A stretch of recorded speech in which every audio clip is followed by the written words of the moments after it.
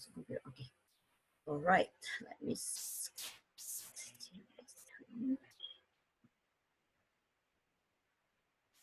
All right.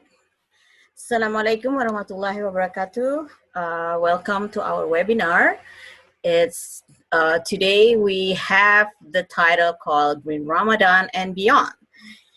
Because in the next few days, all Muslims around the world will celebrate Eid al-Fitr, so the sacred Ramadan sadly will be leaving us. And there are many reflections, thoughts, and lessons learned we have experienced that we hope to carry with us in our lives beyond this month.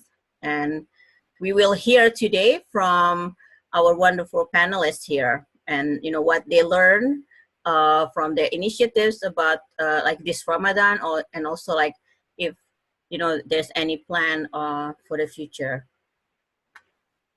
So all right, and so as we all know, the purpose of fasting from the Holy Quran that in the month of Ramadan is to attain taqwa, which really means to attain God consciousness, and includes from that the needs to examine our personal lives in relation to divine purpose to bring about the spiritual and also like worldly renewable. So it's a month of reflection and also self-restraint. And fasting is it by itself is a tested and well established instrument to bring about the transformation in a human being, and in also like in our habitual existence. And many verses in the Quran also mention and direct human being to reflect and to contemplate creation as the signs of Allah, which is only a possible undertaking if we are always present and conscious. And with that spirit, we would realize the real meaning of Ramadan in relation to our responsibility as the guardian upon this earth, and also to care for the environment around us, and also beyond us. So as many of us know, and probably not also like but like every day in our human activities, from farming to construction, even to check our own emails every day, affect the environment. And scientists call this ecological footprints, and the measure is they use is called global hectares. And so like ecological footprints itself, as we see in this slide, is the measure on how fast we consume the environment, the earth resources, and how we generate waste, and compare that to how fast nature can observe our waste and generate new resources. So why do I bring this ecological footprint in Ramadan? So we will talk about this like later in this webinar. So, and also like in this today's we have like crisis on poverty, hunger, and as well as environmental destruction, and also climate change. That is if we can see that as an outward of manifestation of our inwards spiritual emptiness, if I could say that, and also causes and leads to a distortion of the meaning as a guardian upon this earth, as we can see in this slide. At the moment, our ecological footprint collectively as a population, human population on this earth, we are on this position that we consume 1.5 earth resources, where in reality we don't have that. So we are in debt for that.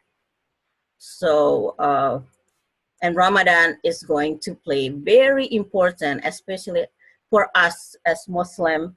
We have this every year as a time of reflection, and also like as individual commitment to reduce our today's excessive impact to the world, to the earth, to the environment, and also like how can we lighten the burden of others. And then and also like Ramadan should be the roadmap to turning away from material and physical indulgence, because this is teaching us to self-restrain. And also it is a spiritual journey that is rooted in letting go, thinking and acting for others, like over the needs of our own self. So there's a lot of components in Ramadan itself, the fasting itself, the charity, zakat, and also like the prayer at night, tarawih. It's actually reflecting with all of that. And so how do we, like, why this Green Ramadan initiative come about is actually as part of trying to work that, like meaningful, like notions of Ramadan itself. And we have, like several activities which have, like which focus on the largest impact of ecological footprint in our lives. So I'm just going to go through like real quick, like what those are, before I invite my wonderful panelists today. So first, we focus on our diet consumption, like how we actually, like consume our food. Like so, we encourage people to consume local food during Ramadan, because most food travels like like such a distance, and using like energy, which is mostly like fossil fuel energy, which is like damaging the earth also. So we try to encourage people to consume local food during Ramadan, and eat more vegetables and reduce the meat consumption. And Sister Corey will talk more about that, I think, like today. And also, like like we try to like highlight this about not to waste food, because this is very like like it's very concerning, like a lot of like food being waste, especially in Ramadan, which is very ironic, because we're fasting and we're supposed to like like have this empathy for others who don't have this access. And like like we have like this issue of wasting food. Why is that like important? Because food waste is a big issue in the world. And like if we just compile all the food waste in the world, actually we can feed the world hunger. So that is very like it's very important. That has to be like part of like our conscience during Ramadan, just to reflect on that. And because like we have this ayah in the Quran that like those who are like wasters are the brethren of Satan, of the devils. And obviously we don't want to like observe like Ramadan, but then like our behavior is actually like the brother of Satan. So like like we need to really like emphasize that, like like a waste, like like wasteful like lifestyle, or like even behavior. And not only food, but also like we use a lot of like things that like end up in the landfill, like plastic bottles or any other plastic thing that we use. And like a lot of like disposable items being used for iftar, for example, during Ramadan. So that this is like like needs to be changed also. And this is the time to like if you want to make a change in your life and a commitment, this is the like like usually people make it in Ramadan, because like based on, I think like there's a study that 21 days is needed to actually change your behavior. So like Ramadan, we have like 29 to 30 days. So that there you go, you can like change your lifestyles there.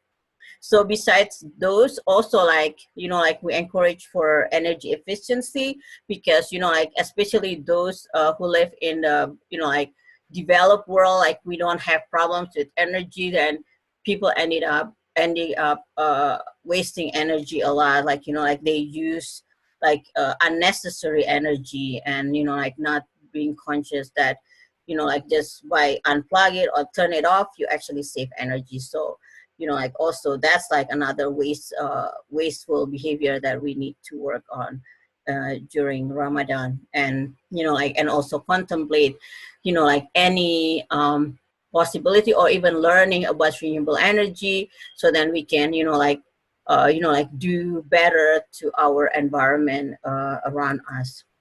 And lastly, but not the least, is how we use transportation, because people live in this modern life, very mobile. People go from one places to another places like every day, not just locally, but also like regionally or even internationally. So like we need to contemplate on this. And I was just mentioning before the webinar that I'm glad that this Ramadan, actually, I'm not traveling. You know, this is the first time after several years that I've, you know, several Ramadans, several last Ramadans, I always travel, not just regionally, but internationally. And, you know, like, I feel bad because, you know, like in Ramadan, I'm like, you know, contributing to the carbon emission in on Earth. So this Ramadan, I'm so glad, you know, that I'm actually here.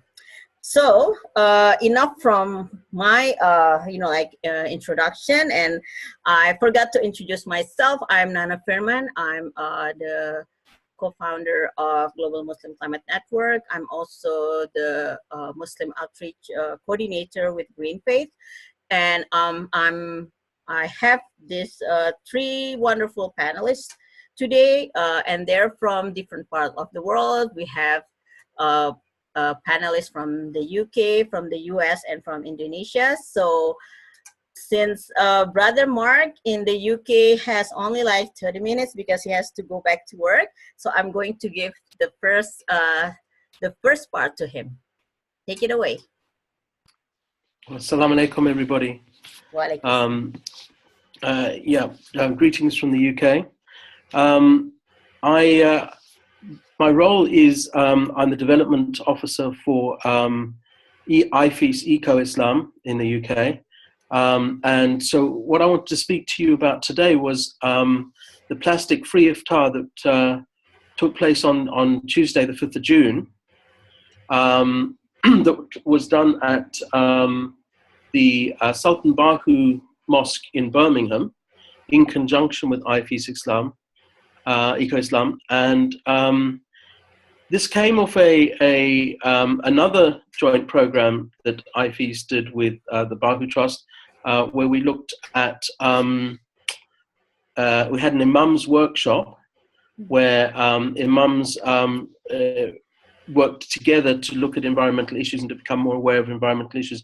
And it was a very successful workshop. So off the back of that, we produced the idea of the plastic-free iftar, because it coincided with World Environment Day, which had its emphasis on plastic. And I'll speak about it in a minute, but you know, going forward, we hope to kind of morph this a little bit into looking at more low impact iftars in the future. Okay, I just need to get something up quickly, because if I miss something out, that would be awful. Yeah, so the iftar itself, what we did is, in a sense, we did very little. Okay, there was very little needed to make it a plastic-free iftar, and that's one of the quite interesting things. Is so what we did, we replaced the plastic spoons with wooden and with wooden ones and metal ones for serving. We didn't use plastic plates. We used biodegradable plates. So both the spoons and or the wooden spoons and the plates were biodegradable. Instead of using plastic water bottles, we had jugs, glass jugs, that we then, you know, filled the biodegradable cups with. So basically everything that we used for the night was biodegradable. And then, as I say, we invested in the water bottles, but it's a one-off because, you know, they will then obviously be reusable. We also provided miswaks for everyone as an alternative to using a plastic toothbrush as a demonstration. And I'll come up with one of the difficulties that we had off that in a moment. And so that picture that you can see in front of you there was, I addressed the audience, and the imam was sitting next to me, as you can see there. And the important thing is then he spoke through basically what I had gone through, but we had asked him, we'd given him a prepared speech that he could give, but we'd also asked him to do a bit of research. And so what's really important is that he learned a lot in that process, as he himself said. But the fact that he was able to talk to the audience in Urdu and carry the weight of his scholarship, it meant that it really had an impact on the people around him. But what I'd like you to do is, if you focus on the photograph there, you will see that to the left of the Imam, you can see a stainless steel kind of tower there, and that's what's locally called a tiffin box, which you carry your food in. And then in front of him, there's a stainless steel water bottle. Now, previously, this Imam used to bring his own food in a plastic container. But when he read about what the plastic-free iftar was about, he realized that, you know, this perhaps would need a change in behavior. And so he bought that stainless steel pot and the stainless steel bottle, which he now reads. But the most important thing is, you know, since that iftar, he takes it to the mosque every day and he uses it all the time. So people can see him, you know, leading by example. So he endorsed what was said. He then gave the talk in Urdu, and that was really important there. And then, as I say, you can see through his own research and through his own commitment to it, you can see that there has been a shift in his behavior, which inshallah will help his congregation basically change their behavior as well. So, Nana, if you can do the next slide, is.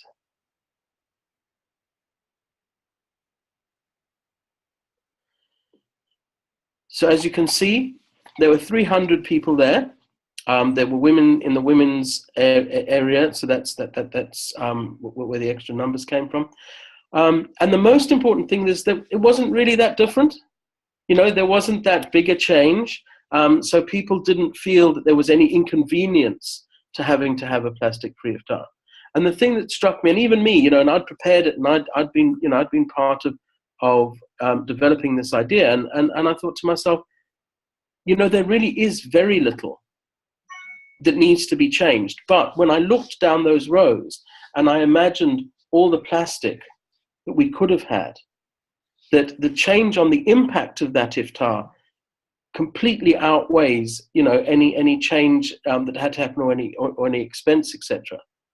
So yeah, if we could move on to the next slide. So the challenges, the challenges are interesting because, sorry, Nana, if you can just go back to the challenge for a second, I'll get onto that one because it's going to take everyone's attention. So the challenges, you know, sorry, back to the challenges one.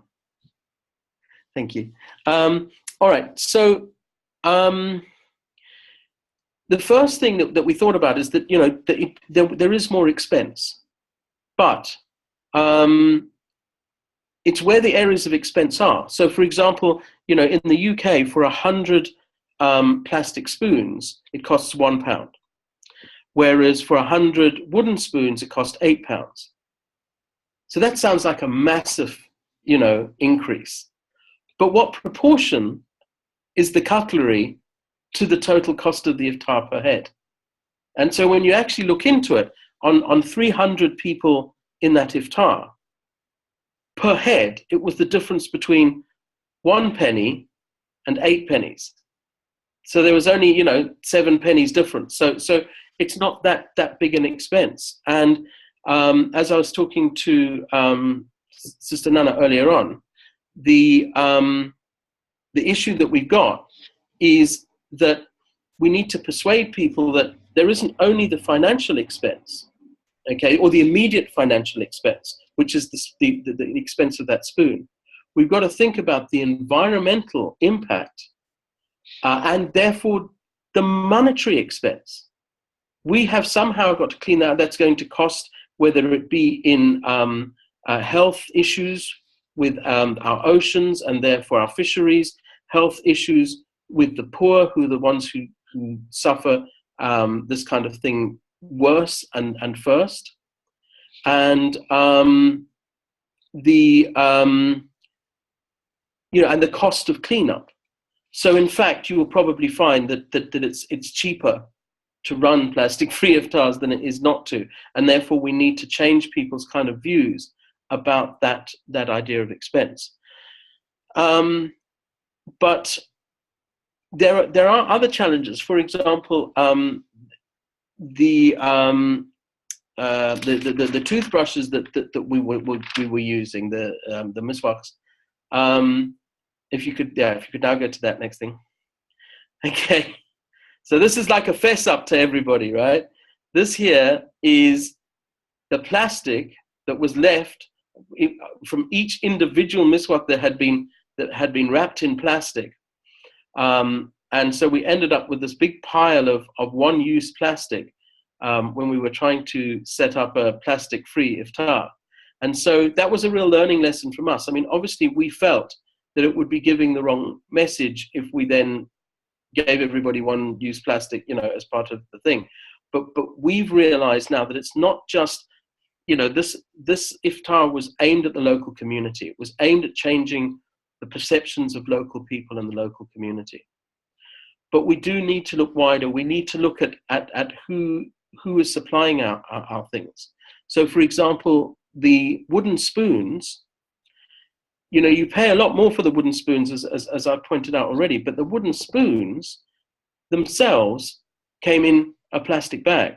Not individually, mashallah, not individually, but it's still, the only reason people would be buying wooden spoons is as a replacement for the plastic spoons, because they're trying to cut down on plastic waste. So therefore the supplier needs to understand that they need to pack them in either recyclable plastic or use some other method. So it's a kind of learning and rethink situation for everybody. And for me, what I brought out from that iftar was really how little effort it makes to make a big change to the environment. But it's also about thinking about ways in which you can do that and thinking about your day-to-day behavior. So if we can go on to the last slide.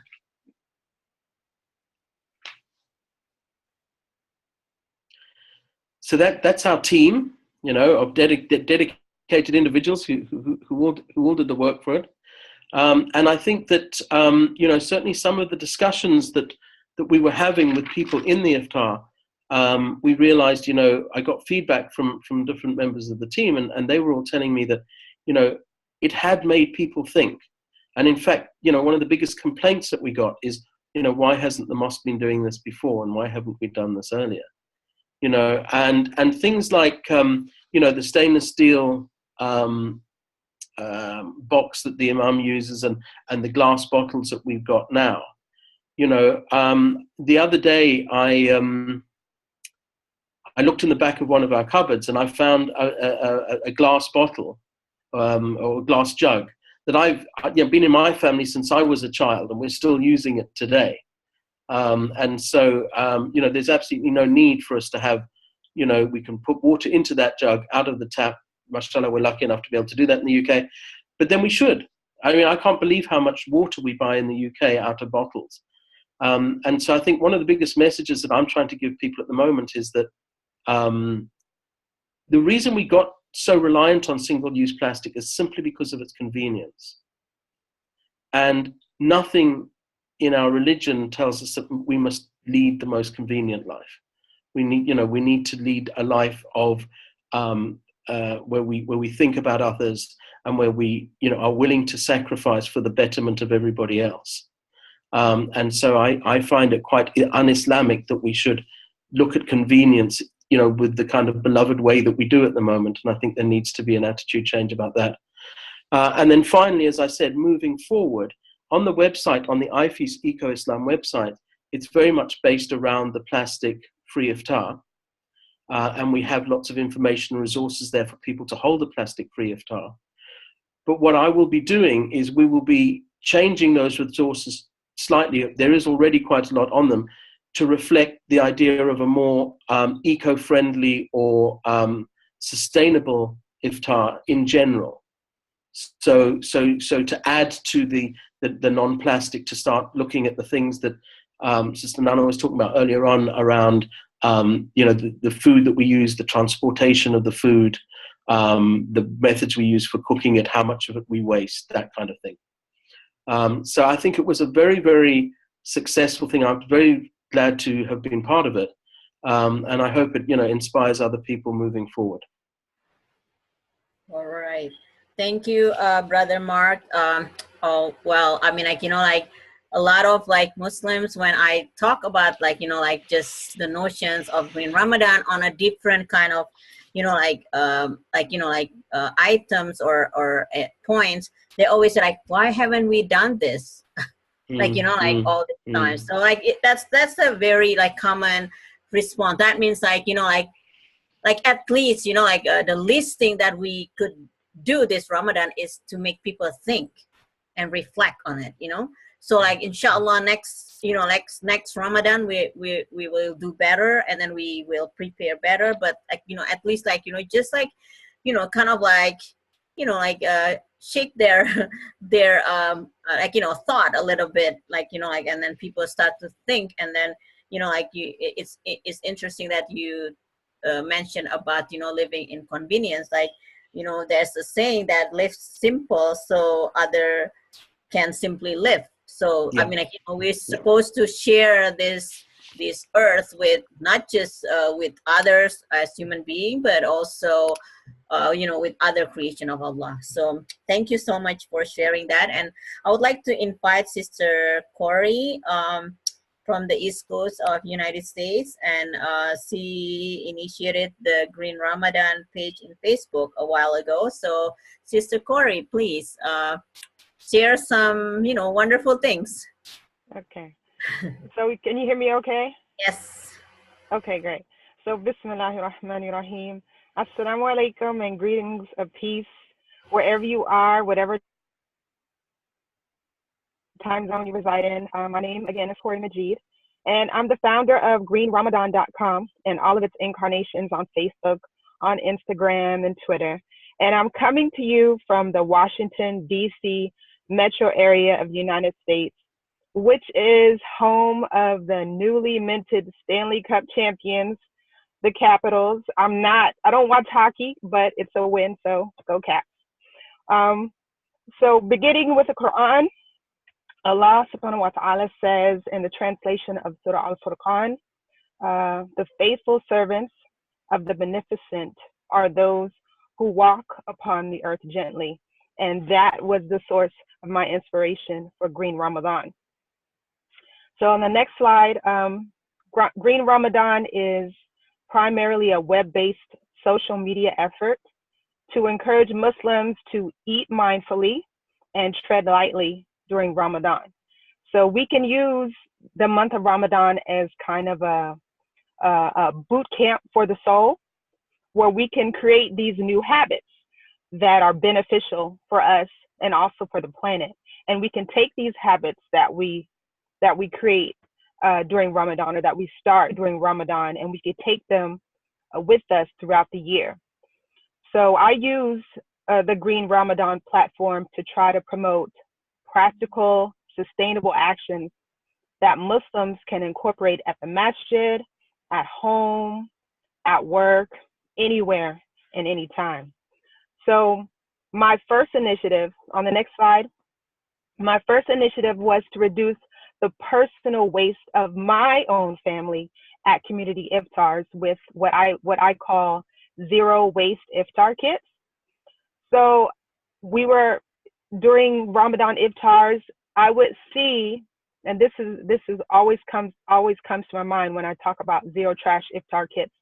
So when we break our fast, a masjid that I would go to, they would have a small styrofoam cup, and in it would be some watermelon, a few dates, and a banana, or like a half a banana.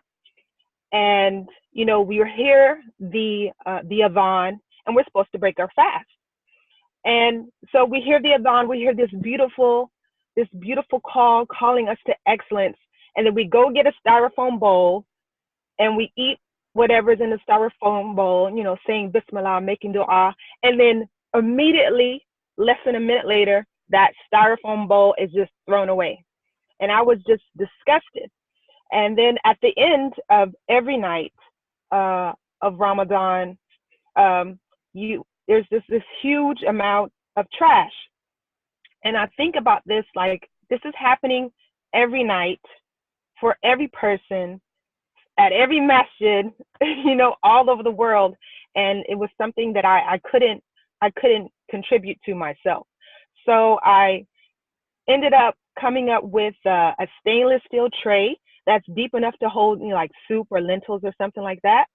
A BPA-free tumbler. It's great when you have kids. So it'll tip over, but it won't spill that much.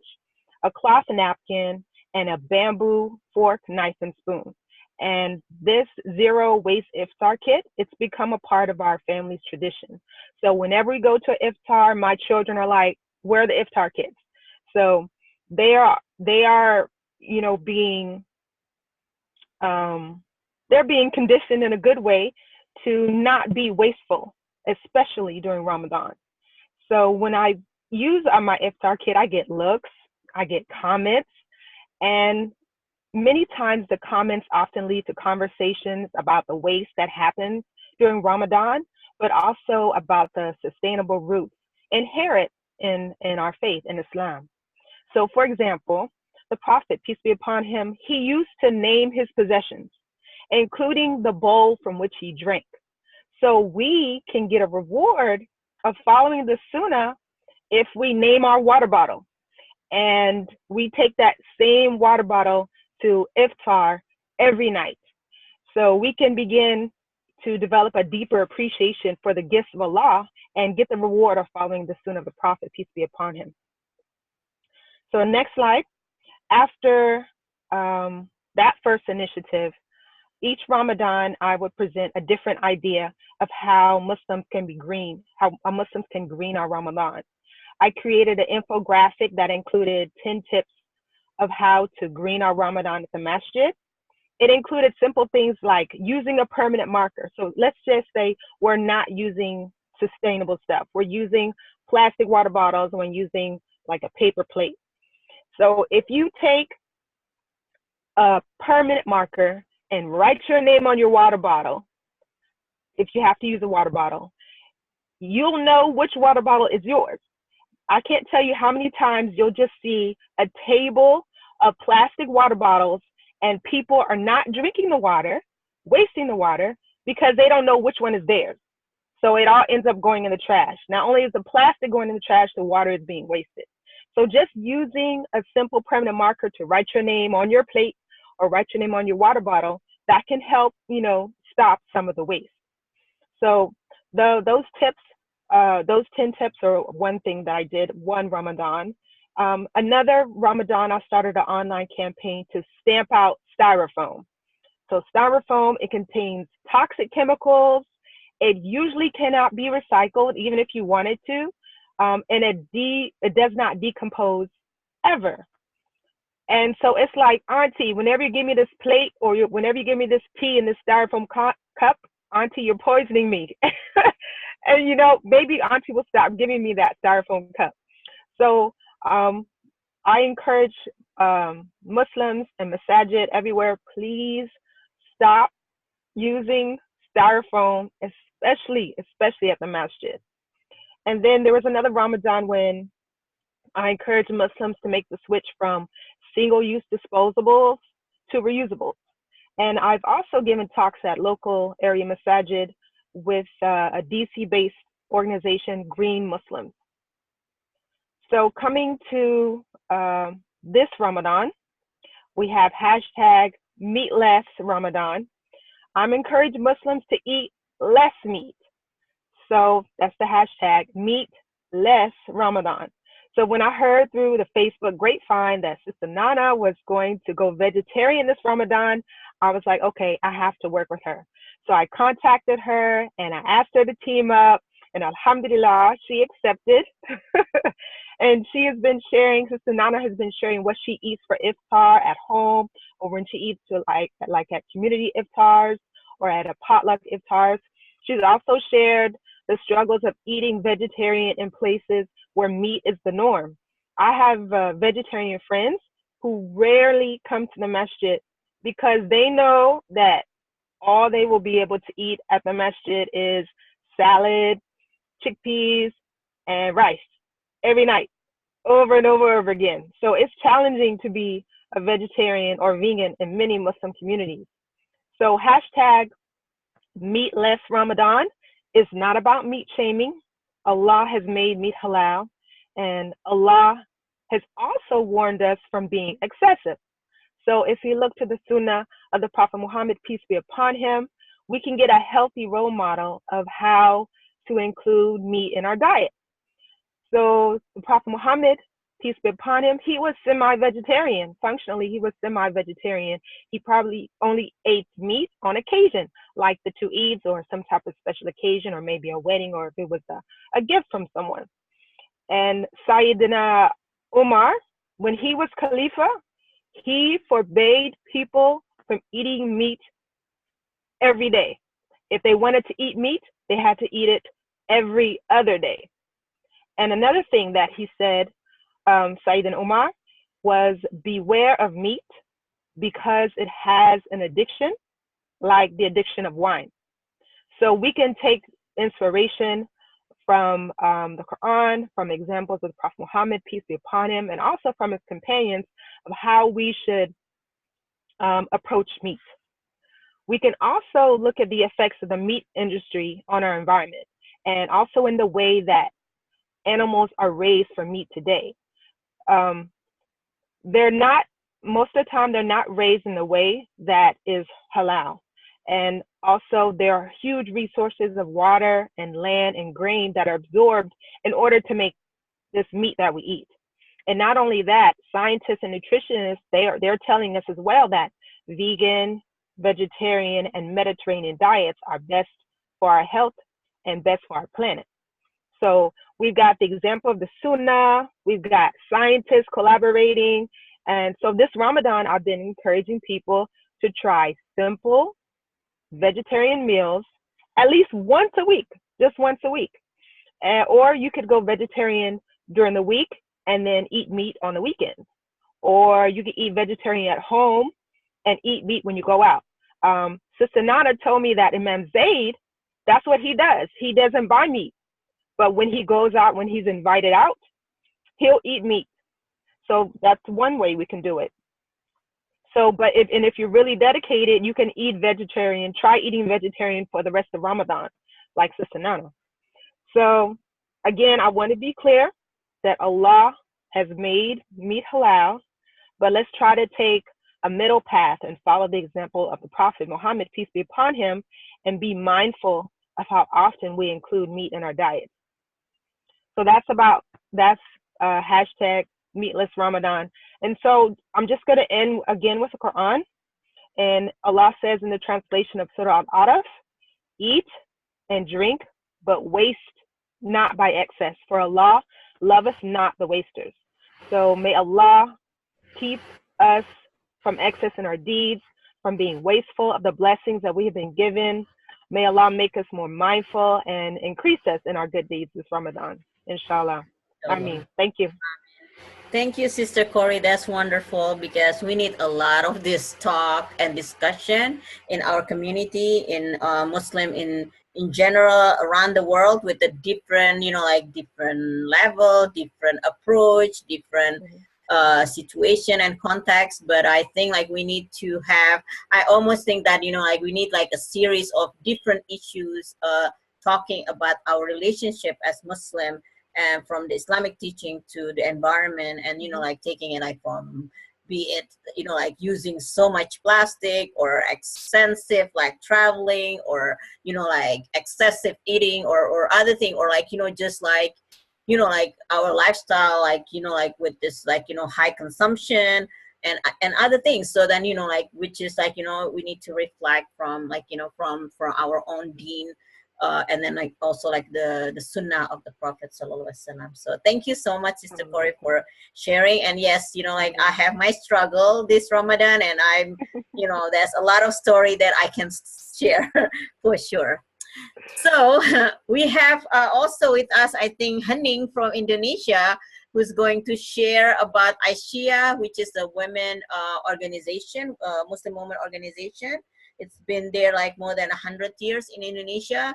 Very powerful, you know, like women, and they're just recently wanted to be part of a big movement on, you know, like greening our ummah. So, and then, you know, like as we all, I think, agree that the women position in Islam is the school for, you know, first for their children, but also like for the ummah. And also like we have the Eco Masjid program in Indonesia, which is like, you know, like also you know, like doing a lot of stuff throughout the year, also like especially this Ramadan. So Hening, are you there?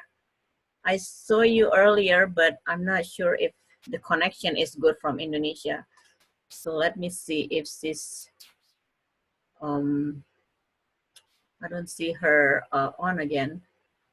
Hening, if you're there, you have to go to the left corner, down left corner to unmute yourself. But if not, then I can share a little bit about, oh, Hening, are you there? Yes. Yes, okay, go ahead. Yes. Thank you so much, Nana. Bismillahirrahmanirrahim. Assalamualaikum warahmatullahi wabarakatuh. Corey, Nana. Yes, Yes. thank you. Yes. I'm Henning. I'm a coordinator environment in the ICIA organization.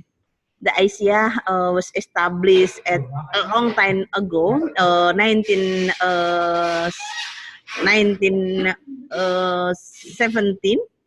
In the some of the event in Yogyakarta. So until now, Aisyah is more than 100 years. We have a connecting between national and 34 provinces. 34 provinces, that's like in US, I think that's like a country of, what is Nana? Another provincial is like provincial level is like in America. Yes, like state. So we have 34 state provincial, and we have network in 34 provinces. Currently, that's Nana. Maybe you can next the presentation. Yeah. Yes. So we have a long time ago that concern with the environment, but in the institutional, we didn't put it in the institutional level. So because of the ICIA is like a structure, and we have the network or in the each of provincial, also a district and until villages. So we need first to understanding about the what they need about the environment. We didn't have a focal point environment until 2015, because environment is only a part of the health and a part of the social.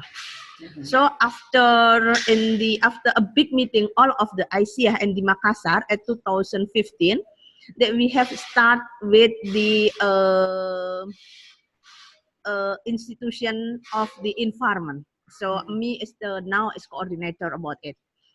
In our program started at the 2015, that we have many. First is like about the waste. Waste, it means it's not only a plastic, but also many waste in around of the ICIA. And now, because of many, we are focused on plastic, less plastic. The second one, at last year, at the how to make it ensure that we have a movement of the environment. So we are working together with the Majelis Ulama Indonesia and most Indonesian Council, because of we have a target aims to green 100 mosques at 2020. I hope this. I think 1,000 mosques. Yes, oh, sorry, 1,000. Sorry. Oh, my children. Okay, wait me. And under the most, we supported and facilitated the effort to manage first about the energy, the second about water, third about the environment, four about the socialization for the community around and the mosque, and like the teaching for the environment, and the fifth is about the OS. So we have five item and the eco masjid. Wait. Adek, Bunda ada di lobby utama. Ya, buruan cepat. Yuk. Sorry, my children call me. Okay. And we start with the eco masjid with the many mosques in Indonesia, like in Yogyakarta, like in Serpong, that we have put the program in there for the a model. So in the culture of the Muhammadiyah and Aisyah, Muhammadiyah, it means that man of movement in the Islamic organization. The Muhammadiyah is man and woman is Aisyah. So at the working with the Aisyah, we make it like a model first. The second, we make a letter for the a provincial and district level, and we make it a capacity building. So because of the model of the ICA is not like a project, not like that, but the ICA is like that. We have the program and to make ensure in the institution and make it a model, ensure for the making letter and understanding for the leader, and to make like a model. So our approach is like that. Next, Nana. Yes, and the related with the Ramadan, I think it's the same with our brother. We have a program at May of 5 about the environmental days, that we have a declaration let's use plastic. So we are together with the some of the organization, not only Muhammadiyah, not only ICA, but some of the organization, and working with them for the declaration. And in the declaration, because the important things is in Indonesia, 75% waste in Indonesia is from the plastic. So it is very big. And where is come the plastic? That is majority of the woman. Because if the woman going to the market, if the woman going to the like the mall, so they are bring a plastic, and not only one. Majority, we have the research in the greener, that majority of one people bring 3 plastic in every they are going to the market or they are going to the mall. It means that it's very big. And the second one, because of the condition, we want and we committed to rejection movement in the plastic waste in Islamic culture. And in our thinking and strategy is how to bring the idea like a culture. So the culture, it means as make the people understand, and also they can do with own self. So they will like that. And from this, the commitment, we have the program, the Aisyah Green Idul Fitri. yes, the Asia Green Idul Fitri that we sending letter to the Asia in 34 province, and this should be sent to the district or district level with some of the condition. First, that this should be asked to the ulama that will speak in the Idul Fitri or in the Alal Bihalal. Alal Bihalal, it means like in Indonesia, it's meeting of family that they have one of speaker about the lesson learn Islam, lesson learn of human and anything. So that is first. The second, in the Idul Fitri, we ask with them to they not using a plastic for the eat, yeah, for the some of the if they are eating or drinking, because everybody need a simple and just put the bottle in the at home. So we will change. We want the people at changes. And third one is we maybe next, Nana. Yes. Yeah.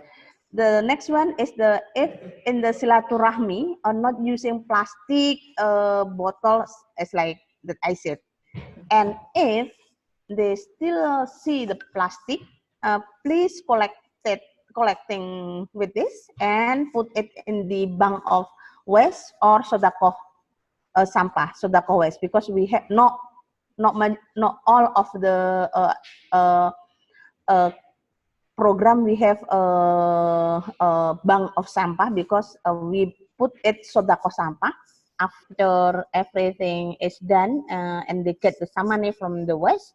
So we give for the poor people or yatim or yatim children. So why we said that sodako, not bank sampah. Good. Thank you. Okay, Henning, thank you. And this is some wonderful picture here. This is the waste the waste bank that she mentioned. That you know, like, so people collect whatever waste they have and bring it to the masjid. They have like a bank to collect all the plastics, and then, you know, like, go to recycle. And when they collect the money, they give it to the poor. Or like, you know, and you see here also children are involved on that. And this is, I like this picture.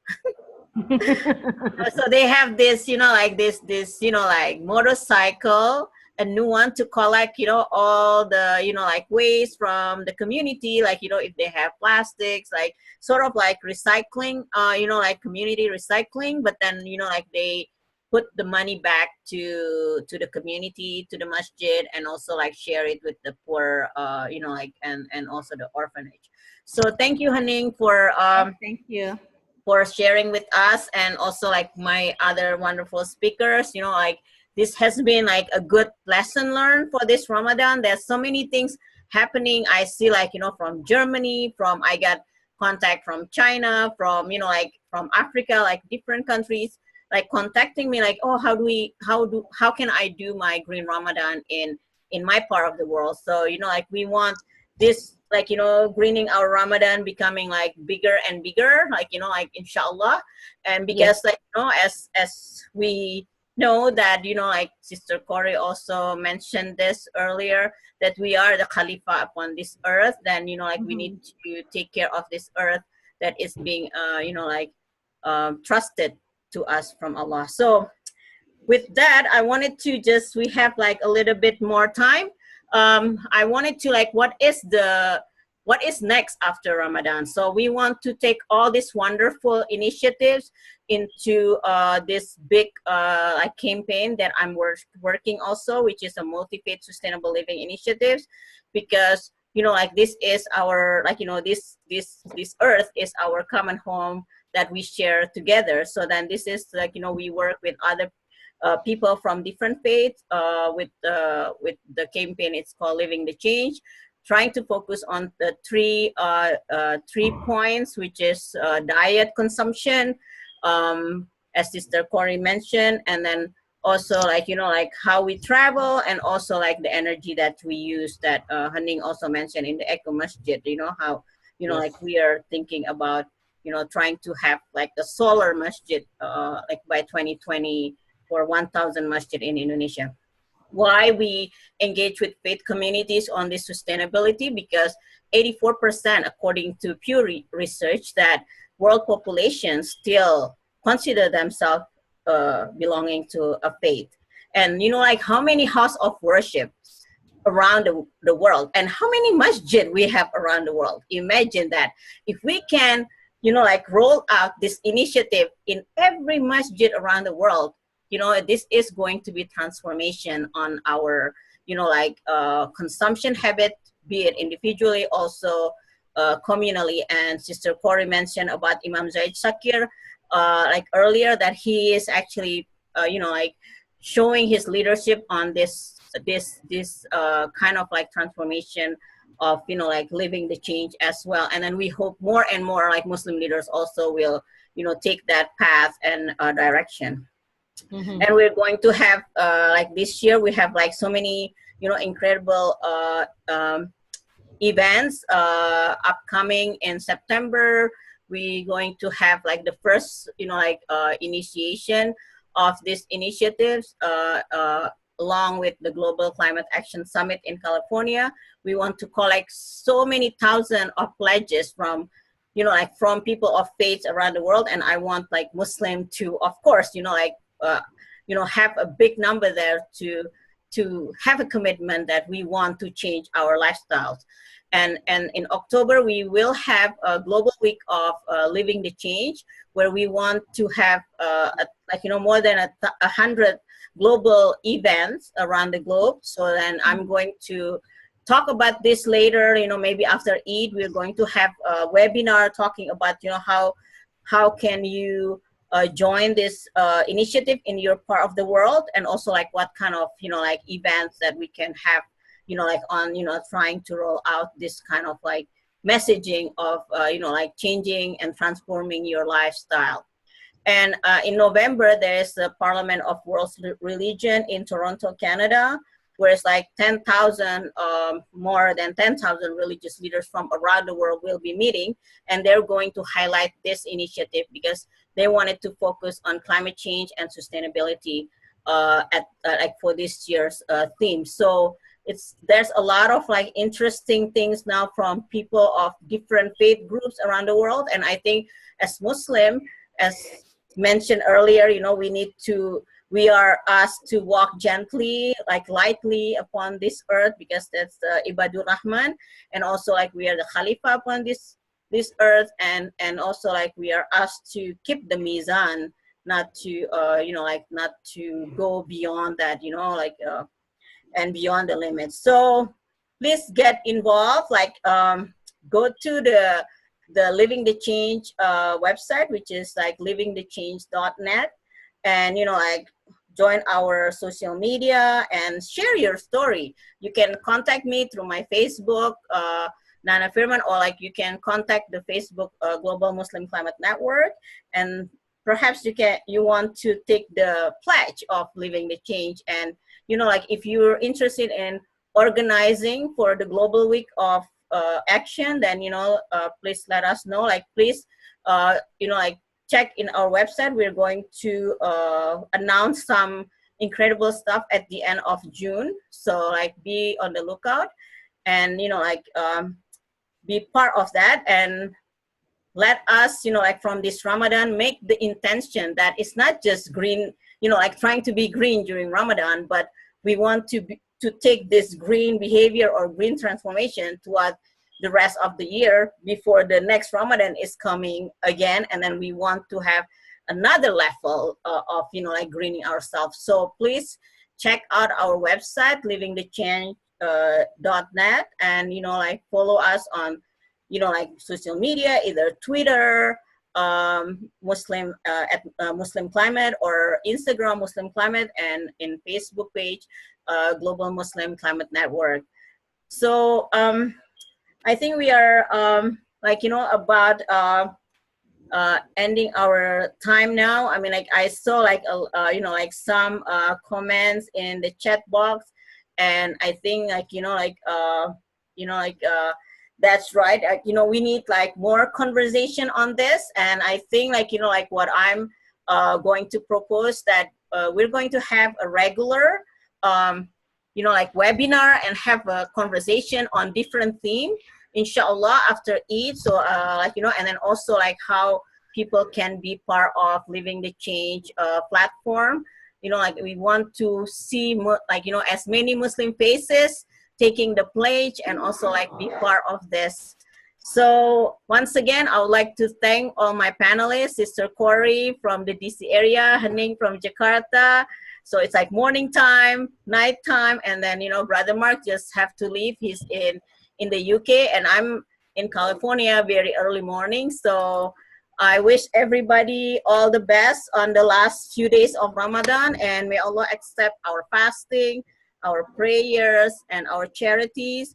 And I wish everybody have a blessed Eid al-Fitr. Assalamu alaikum. Waalaikumsalam. Bye now. Bye-bye. Walaikum salam. Bye bye. Bye-bye.